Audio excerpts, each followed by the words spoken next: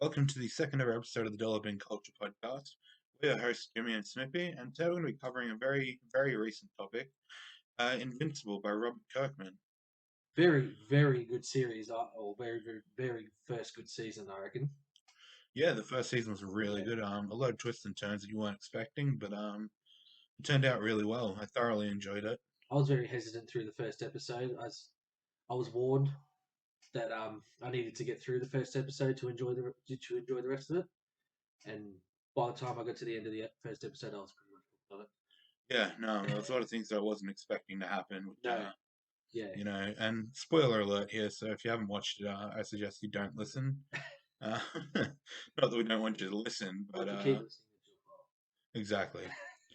So we start off with the Guardians of the Globe, looks like they're going to be a very formidable hero team. Mm-hmm. And then suddenly they are no more, which is the first major twist.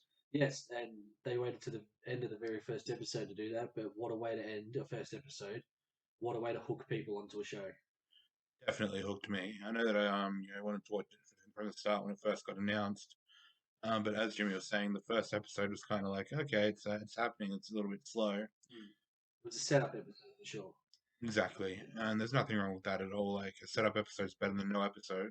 Yeah, I really had no intention of watching it. Like I saw the ads and having Amazon Prime and stuff like that. I saw the ads on it, but I was like, well, wasn't really because I never really heard of it before. All I knew that it was a comic series, but that's about it. I've never read it. I never read it or anything. Yeah, I And haven't read it either then myself. a mutual friend of both of ours, Mitch, told me to watch it. Yeah, good old Mitch. Yeah, he told me to watch it. He said it was really good. I'm like, oh, all right, I'll try and get in. I think the first four episodes were out by the time I started watching it, and I watched all four episodes in one day. Yeah, same I here. was hooked.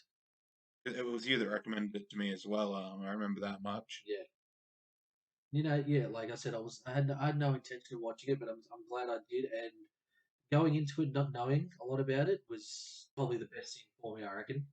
Yeah, I highly agree. But then again, like the one thing that drew me in as well was the casting. Yes, that I didn't like I said I didn't know anything about it going in, and then obviously watching it, I'm like, oh, that person sounds familiar, that voice sounds familiar, Yeah, and then well, you look at the cast and you're like, wow, yeah, you got that's a lot of good people in that show.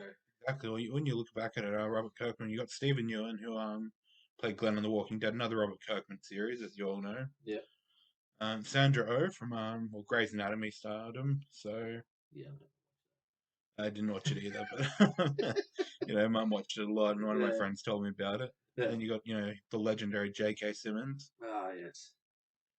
What would we do without that man? Definitely, you can hear his voice and pick it up straight away. And be like, yeah, it's him. I think that was the first voice in the show where I went, hang on a minute, this sounds familiar. Definitely. Yeah. And you've also got people like what's her name, Julian Jacobs that I know from I don't know if you've ever watched Community. No, I didn't. Community, yeah, she's from Community. I like Community a lot. And then Kevin Michael Richardson, Yeah, who's done. I'm pretty sure he's done a Joker before, hasn't he? I believe so. He's Yes. done a Joker. He's obviously in like the Seth MacFarlane animated shows. Yeah, it's kind of that way. The cast just is very amazing. They do their job well. I guess my biggest thing was Stephen Ewan doesn't sound like Stephen Ewan. Like, No, well, because I never really watched The Walking Dead, so I didn't pick that voice. yeah, no, it was completely different, which was a nice touch. Yeah, but all in all, first episode, yeah. By the end, I didn't actually expect it. I didn't even look at the rating for it or anything, and I didn't expect it to be as violent as it was. But I'm glad it is. Yeah, definitely. It's I guess it's a darker take on the superhero genre. Yes. Like as we discussed last week, you see Justice League, anything like that by DC is a bit darker these days. Now they Mm. got their own streaming service, Yeah. but it's sort of taken a shift from being kid friendly to something that's a little bit more dark and a little bit more gory, and you wouldn't watch it with your kids, that's for sure. Well, you could if you wanted to, but then you'd have to hear about Yeah, definitely. it. But yeah. So the end of the first episode had me hooked, and then as it gets on and he starts getting these, I really actually really enjoyed the scene. Pretty sure it was the episode one where he's working his job at the local burger place Yeah, and goes to throw the rubbish bin and ends up throwing it off the planet. yeah. That I thought that was really cool. I think my favorite part of that whole thing was just, yeah, I quit. Um, Yeah, he just quits his job. We could all do yeah, I guess superheroes. I don't really know if they get paid well, that. but Yeah, they certainly have part of that. Yeah, so like you said, like the first episode being a bit slow, then it eventually towards the end it goes a massive leap to the end of the first episode. yeah, it's unexpected too. Like you think when you know the Guardians of the Globes are summoning Omni Man's there, you're like, oh, cool. He's like He was a gathering part them of it. I together. honestly thought he was just the extra member. Yeah. When like that page is going off, I'm like, oh, it's Omni Man. I was like, oh, okay, so he's just like Yeah, you know a member of the Guardians. yeah.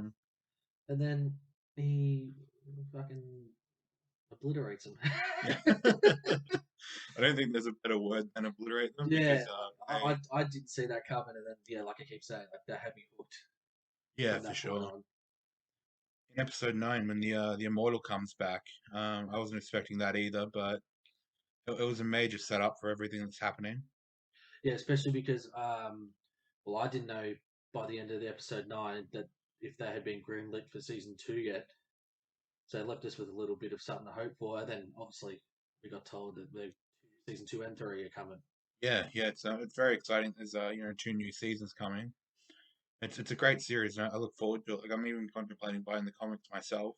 Yeah, I think we both were talking about it a little while ago, saying that we might start buying the comic books. I mean, we're way behind on it, but still, Yeah, definitely way behind, but doesn't matter. yeah, I've got time. We've got, yeah, got plenty of time to do it. And so going back to the series, I mean, like when Mark starts finally, I mean, even with the training with his old man, Omni Man, like that was some good stuff there, where he's trying to learn how to fly and how to stop, and then his Omni Man teaching him how to take a punch, hitting him as hard as he can, which was other pretty good animation with that too. How to get all the expressions on his face and all the emotion that was going into that training. Yeah, you can say the same about the end episode as well when he's trying to question whether Omni Man's like under mind control or whether it's like being corrupted by something. Yeah, when he's beating his own son to death. Yeah, Yeah, putting very him through the train, putting him through the Oh, that building. scene with the train at the end of in the last episode. That was my favorite scene. Yeah, definitely. It was extremely intense. Yeah, that's probably a good way to say it. Extremely intense. And then even when he had him, he was beating the absolute crap out of him. And then yeah, like you said, you're trying to work out like, oh, is he, what's going on here? And then you could sort of see that because he was trying to say that like, oh, your mother, this whole planet means nothing to me. And then then he just ultimately like leaves, which we assume he's going to come back. Yeah, without a doubt. I'll be shocked if he doesn't. Like I don't really think they have much more to put on the show apart from the guy from space coming back and saying, "Hey, there's one of them on your planet." Yeah, and then so you got like, and then we could glance over the episode. So then like episode 2, Mark's sort of joining the teen team. God, I hate saying that. Teen team. From the Flaxons. The Flaxons are invading the planet, and this is when you sort of see they're becoming the new Guardians of the Globe, sort of. Yeah, yeah, and it's at the point where it's like a brand new sort of set of superpowers. Like you got Monster Girl. Every time she transforms, she Becomes loses younger. age. Yeah, It was also voiced by Grey Griffin, who does more amazing voice work. yeah, that's right. And Rexplode, Yes, who is pretty sure who was voiced by Jason Mantzoukas, who I know from Brooklyn Nine-Nine. yeah, he's good in Brooklyn Nine-Nine, that's for sure. Yeah, very very very funny dude. I think the big one that we missed as well is Clancy Brown as Damien Darkblood. Which is I loved the character of Damien Darkblood. Yeah, he's He, one of my favorites, that's for sure. yeah, snooping around because he knew that there was some fishy going on here with how the Guardians died. Exactly. Yeah. There's another good scene when the Guardians, well, not when they die, but No, no, it was pretty cool. it was a good scene. But when the new Guardians of the Globe arrive and there's that blood smear on the wall, and it's like there's a reminder of what you stand for. Yeah, that was really cool. And then as the episodes get on with Damien Darkblood, snooping around the house and sort of being there everywhere Omni Man turned and like waiting for him to slip up, you know, and with Cecil as well. Yeah, Cecil's a very good character too. I agree. And then like they knew there was something going on. They always left you with that little bit of doubt, like, oh, I don't think they're gonna find out. Yeah, I don't think they're gonna find out, or they like find out it's corrupt or something. Like I personally thought maybe he's being mind controlled by something, but Yeah, no, I he's thought there was something. It was very well written, and that I thought, surely there's something else going on here. But then when you sort of get further on in the series and you sort of work out when you work out the backstory of these of Ultramite, and then you actually sort of get the backstory of Omni Man, like where he's from and what planet he's from and what their intentions are with the rest of the universe. yeah, taking over planets. And those that don't listen, they destroy. That's Yeah, which is very cool, and yeah, like getting that backstory about the Ultramites was cool, and then you know he's not even sort of he's not even a protector of the planet or anything like that. He there to just conquer it. yeah, he's at a concrete, which was when you find that out eventually, it sort of all starts making sense and sort of see what sort of ulterior motive he's got. Yeah, yeah, I'm with you there. And like he's trying to like, teach them up. You're a village might do. So Yeah, you need to stop caring about the planet and start thinking of the greater good, which is weird because like usually for the greater good is like a hero thing. It's not a villain. yeah, definitely You don't not. really see that in the villain unless Thanos. Yeah, and then I feel like we're going to get introduced to more and more other villains in the next season. Well, I hope so. So I feel like there's an endless amount of routes they can go. Yeah, well, you even look back at when Machine Head calls in all those goons, and you think that it's they're coming for him. Absolutely demolished the Guardians of the Globe, the New Iteration, and Invincible. Just to find out that Titan was behind all of it. Well, yeah, we thought he was going to be. We thought he was actually one of the good guys for a little bit, didn't we? Yeah, no, it definitely fooled me. I was like, oh, cool. Like, he's got a family, he's got a wife and kids. He's going to turn, like, turn straight, like, get to, honest work as a superhero. And then, no, he's a big bad guy. Which I think is really cool. Both of us going into this series, not knowing too much about it. The little things like that was actually like a really big thing to us because we didn't see it coming. Like some people probably will saw it coming that are probably who've read the comics and stuff like that, but like I didn't see that coming at all. Yeah, I didn't see it coming either. It was a huge surprise. A very well done surprise, too. Yeah, for sure. And then so yeah, later on in the series when Debbie finds Darkblood's notepad, I'm pretty sure it was in the drawer in the bedroom, wasn't it? Yeah, And then she ends up finding the suit that Nolan was wearing yeah, with the Guardians of the Globe's blood all over it. yeah. It took it straight back to the same steps. And Yeah, yeah. And then that's when you sort of unravels that well we know, but obviously other people like on the show don't know that what he's done, and she didn't want to believe it, but all the evidence is stacking up against him, and then he pretty much gets confirmed that yeah he was not under control. He was there to do a job, and that was his job. yeah, yeah. It was a big surprise as well when you realized the Viltrumites are there to basically take over planets, conquer everything, and make sure that they cooperate. Yeah, that's very true. And then we get to I think it's like episode 6, pretty sure episode 6, and then like Mark's on the edge with Amber a little bit because he hasn't told her that he's invincible, and then all these unexplained absences, and you know supposed to be meeting her at this time and doing all this sort of stuff with her, but then things happen where he's gonna save the planet and meet up with the team and stuff like that. Yeah, I'm not a fan of Amber as a character. Like it's just me personally. She expects way too much of Mark, even though he is a superhero. Like to be honest, if I was a superhero, I wouldn't be telling anyone. Not my best friends, not my girlfriend, no one. No, well that's true, and I think that's the aim of the character a little bit. Yeah, I felt the same way too. Like she could be a little bit annoying at some points to it, but it all had a reason.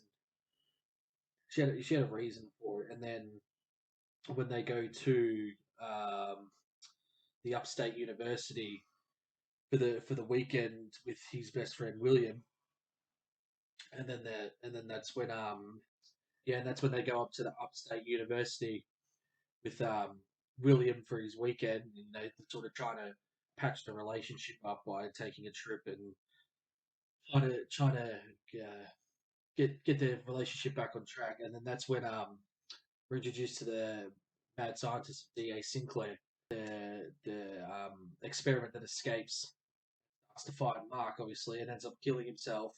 As And that's when William, Mark's best friend, finds out he's invincible, and then obviously he couldn't explain to Amber at that time because he left her there on her own, but he came back as invincible to obviously help save everybody. But Yeah, I find that as well as William as well. I found kind of annoying that he blamed Mark for not saving Rick. Rick, yeah, yes, Yeah, they blamed him for not saving him yeah, because he basically gave up being a superhero, which is another tough thing of people knowing who your secret identity is. Because if you didn't know, there'd never be any question of why didn't you save Rick? Like when basically I called upon you. So like in my opinion, I wouldn't be telling anyone. Not my best friend. It's not my girlfriend, as I said earlier. It's one of those situations where it's better that nobody knows. well, yeah, like you got to have some sort of sick part of it because everyone can't know who you are. It comes down to as well, the one that confuses me, and you might agree with me here, you might not, Yeah, is Adam Eve.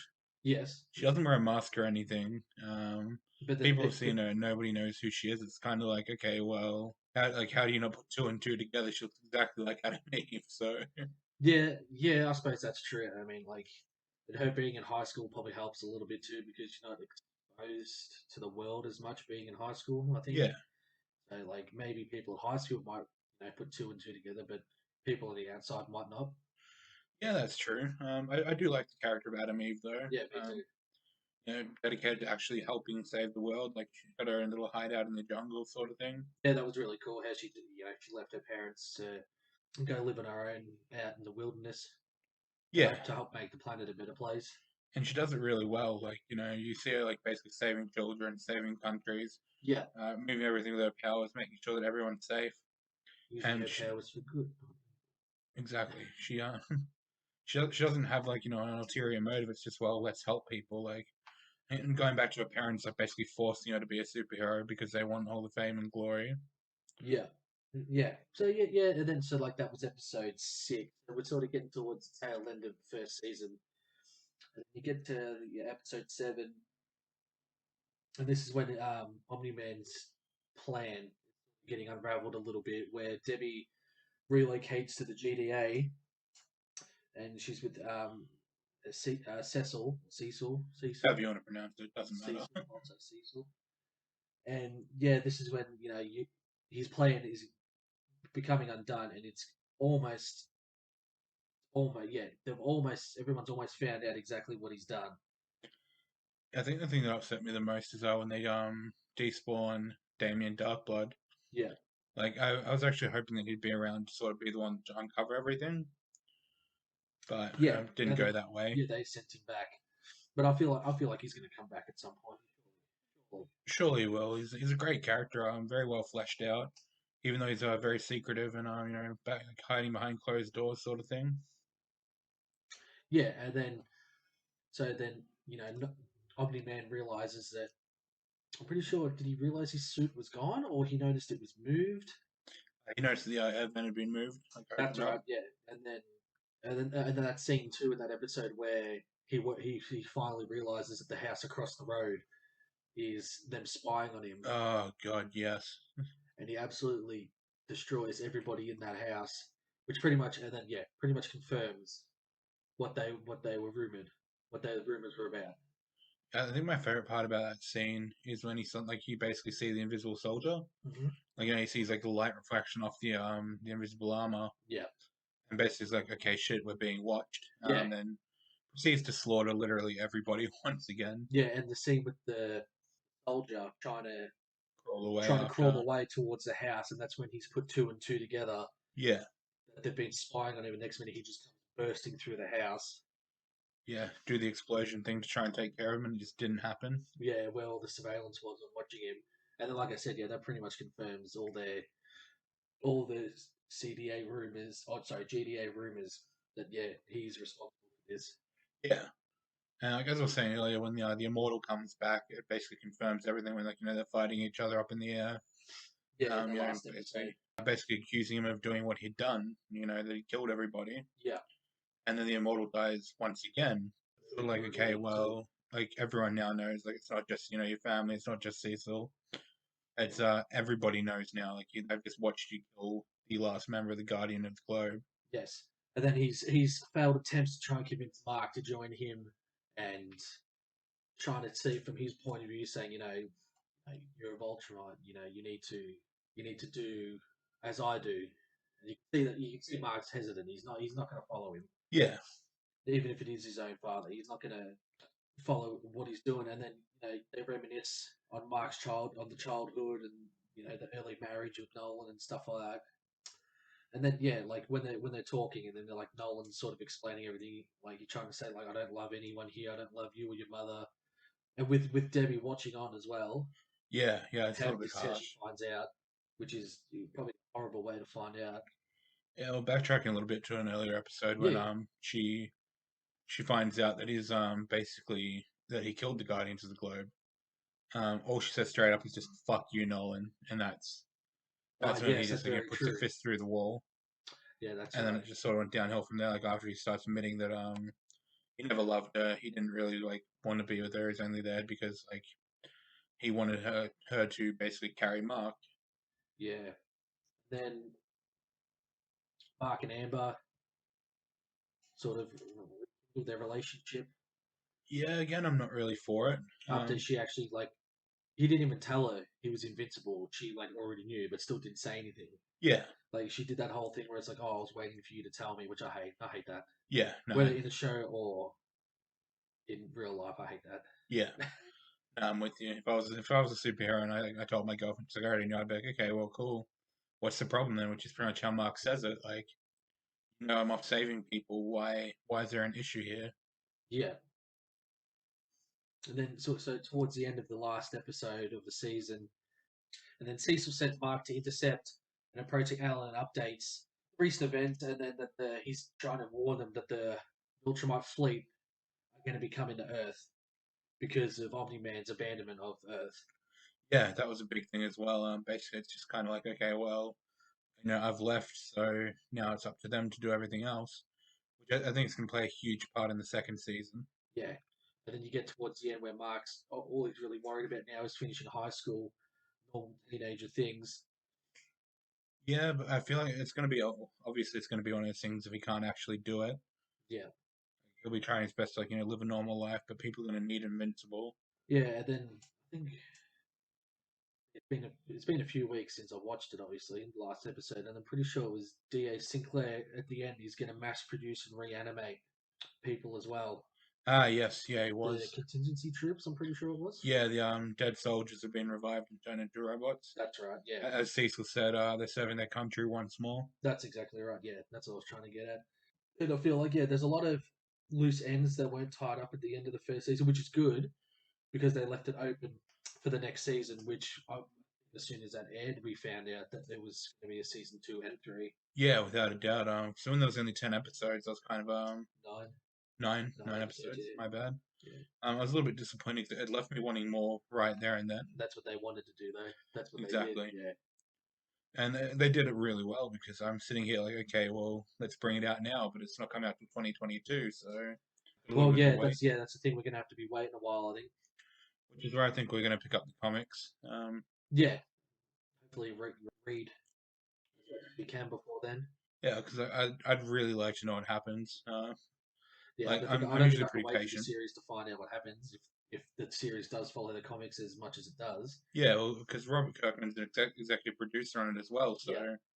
it's his story. He's the one that gets to basically make it. So Yeah, that's right. He has control over it, yeah, which is which is it's good. great. Like you'd see a couple of things, like for example, Game of Thrones, where don't get me wrong, it was a good series, the eighth season, but we all know that. I think we all know that, yeah. But you know, they George R. Martin doesn't actually oversee any of it, so it like varies from the book so much that it's almost like completely separate. Yeah, Where with Invincible and as well Walking Dead, Robert Kirkman, executive producer, you know, it's his say. He gets to put it how he wants it to be.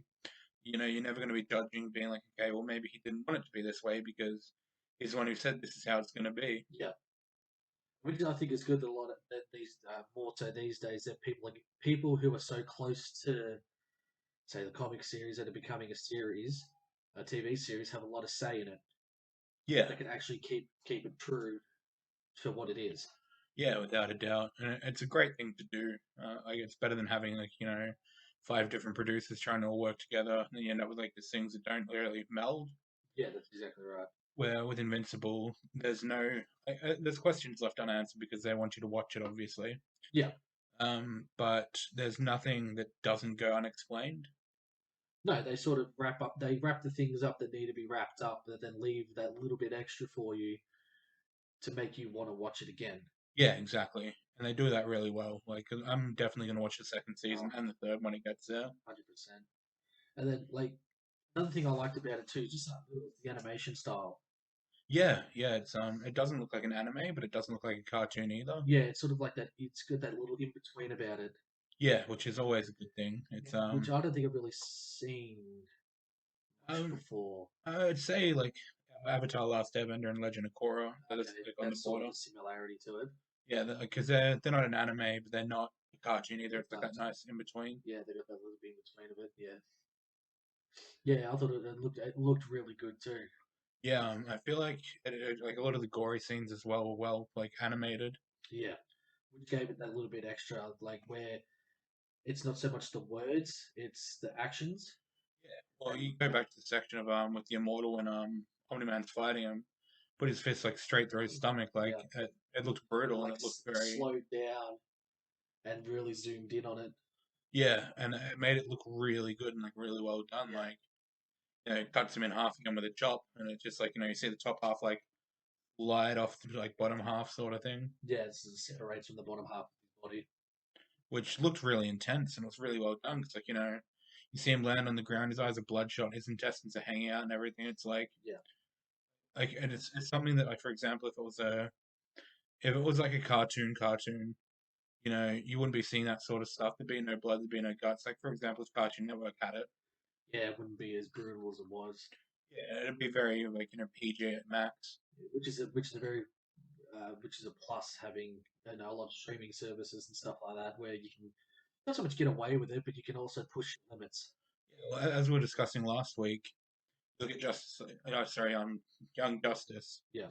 Season 1 and 2 on Cartoon Network. They were really good, very good episodes. But season 3 was on the DC streaming service. And it was a lot more darker, I think you And I think said. it went up to like M or something. Like Okay. for example, they have Cyborg's backstory again, and it shows like zooms in on him like again with like his intestines hanging out and laying on the floor half dead after an explosion. Yeah. Stuff like that they wouldn't be able to show if it was on a kids show. No, that's right. These days, streaming service has a lot of power because you can show a lot more and you can get away with a lot more where normal TV and stuff like that, you still got to be careful what you're doing. Yeah, exactly. Well, it's back to Avatar again. And in Legend of Korra, it got really dark. There's multiple deaths. Like Nickelodeon cut fundings for it, like for the final season, because it was like okay, you're like veering away from kid friendly stuff. Yeah. But earlier this year, they announced that they've basically set up a studio solely for the Avatar series. Okay. So like, they're going to be like producing series, movies, animated movies, obviously. Yeah. Seeing as the live action one didn't go down too well. Yeah. I still haven't watched it, but Yeah. I refuse to. A lot of people that I know that watched that show said that it was horrible. Yeah, but Nickelodeon, will be like, okay, it is popular, like it's still very popular, so they've set up their own studio for it. But Yeah, and then keeping on the animation sort of thing. Like I think I was reading the other day that Adult Swim have greenlit uh, Metalocalypse, Aqua Teen Hunger Force, and something else for a movie. I think yeah, all separate movies. yeah. The thing is, like, they're realizing in this day and age that things are like nostalgic things are becoming popular again. Like they're doing a completely new Batman animated series, which is like, a major thing. Yeah, and like there's still a market out there for a lot of things, which again, streaming services come in handy for that sort of thing Yeah, because us being in Australia, it's very hard, but like it's difficult to watch certain things over here because there's no one plays it. yeah, I get you. It's like, for example, HBO Max. We can't get that. No, Um, that's what we've got binge for, isn't it? yeah, binge is the closest thing for it. Yeah, Other than that, we have Netflix, which is nothing compared to the American one. Got Stan, which has a few good things on it, and of course Amazon Prime with like The Boys, Invincible, Umbrella Academy. we will have to do an episode on The Boys, I think, because that's another show where I saw it advertised and went, oh yeah, that could be all right, and then someone told me to watch it, and then I was hooked after I started Yeah, watching it. our good friend Mitch told me to watch it, so Oh, sorry, here we go. Back to what I was saying before. Venture Bros, Metalocalypse, and Aquitaine Hunger Force yeah, are all greenlit for movies. I'd watched all of them. 100%. I'm a big fan. I'm a big fan of all three, but I'm a big fan of Aquitaine Hunger Force. Yeah, good fun. Early days of Adult Swim. So back to Invincible. Yeah. Um, got a little bit sidetracked there.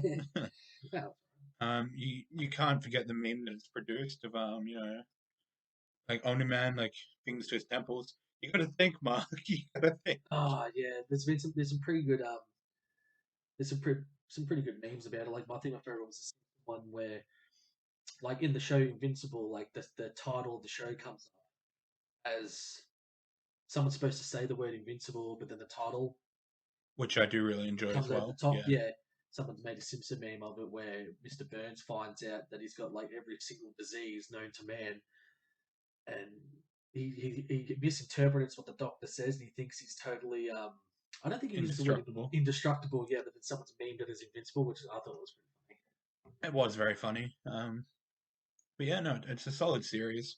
Highly recommend it if you haven't watched it yet. funny. Yes, very highly recommended. And if you do watch it, let us know what you think. Even if you've never heard of it or you're only hearing about it now, which I doubt. If you yeah, just give it a look. Get through the first episode, and most of them are over 40 minutes long. I'm pretty sure. So Yeah, 40, 45 minutes, give or take. yeah, which is good, which I prefer. Yeah, So give it. Yeah, wait till you get to the end of the first episode, and then I'm guarantee you'll be hooked. it's definitely a series worth watching, especially if you like the take on like the darker superhero genre. Yeah, that's right. Being big DC fans, that's why we're Definitely. very drawn to it. So yeah, now that we're done with Invincible, let us bring out the news of the week.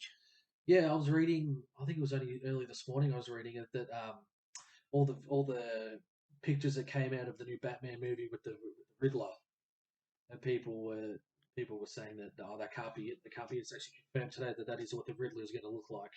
Which, if you haven't seen the pictures yet, I highly recommend you look them up. It looks really good. It's so full face mask, goggles, and a green jacket that he's going to be wearing. You know, it, like I'm reading it here, this is a dramatic change from the supervillain's traditional attire, which usually includes a domino mask and a bright green outfit, be it a business suit or skin tie, once covered in black question marks, like the Jim Carrey and Yeah. the Batman Forever.